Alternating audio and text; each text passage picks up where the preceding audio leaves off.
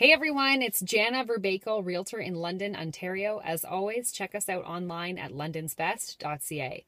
I had a great question about deposits the other day with a real estate purchase and what the norm is for deposits. And it's interesting because, like many things in real estate, there is no simple answer. I've seen deposits as low as $1,000. I've seen them as high as $50,000. It depends on a number of things. It depends on the closing length, so the time from the date of the offer to the date that the buyer's actually going to take possession.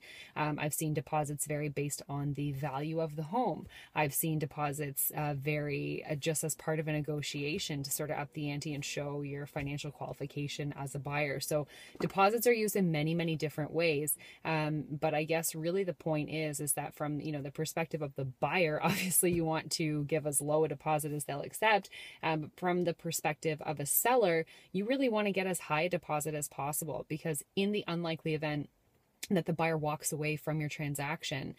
So let's say it's a 3-month or a 4-month closing, and here comes closing day, you need all the money from your house, and this buyer has either had a job loss or a death in the family or simply a change of heart about your property, and they aren't closing. That's a huge headache financially and emotionally for a lot of people. So at least in the event that you have a deposit, you have some kind of monetary compensation for having to go through that. I mean, again, unlikely that you will, but it does happen. So great question about deposits. It varies market to market.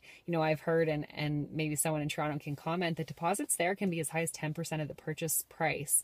I would be really curious to see how that would go over in London, but that is not the norm here. Anyway, those are my thoughts for today. If you have any questions or comments, of course, if you disagree, please feel free to leave that below. And as always, check us out online at londonsbest.ca. Have a great day.